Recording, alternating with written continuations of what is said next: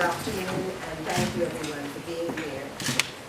I suppose this is your chance to ask reasonable questions that don't preempt Monday's announcement from the members of the media. Premier, you recently indicated a major shakeup in the civil service. Can you expand upon that statement? I can expand on that to the extent that for the delegates conference last night, I provided a national plan, almost as a document for delegates, and certainly what you will see in terms of timely implementation.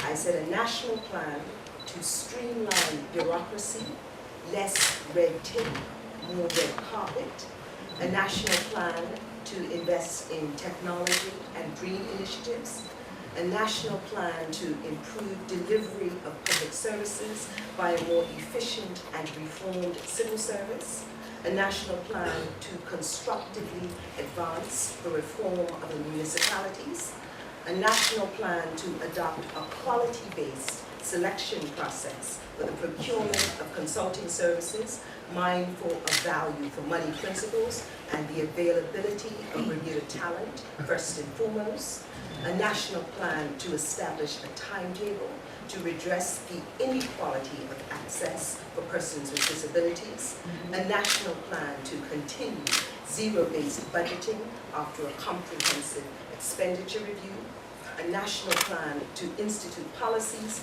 that will instill strong financial discipline at all levels of government in the utility management of taxpayers' dollars, and finally, a national plan to promote an enabling environment for a merit-based civil service with the emphasis on service. I think we have, and you'll see here today, members of the civil service, distinguished members of the civil service, who have the motto of at your service government. As part of the configuration of ministries that you'll hear more about on Monday, I think some of the questions and aspects of the questions will be much more sharply focused as we divide up ministries so it's a much more functional and cohesive approach. And that's what I want to see.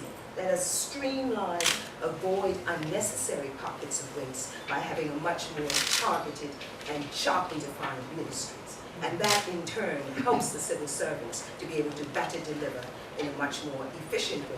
And it also results in some reform.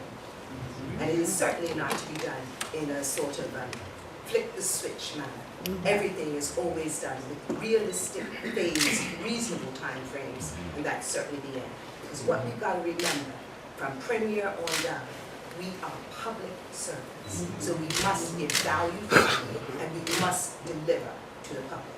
And that is what I want you to associate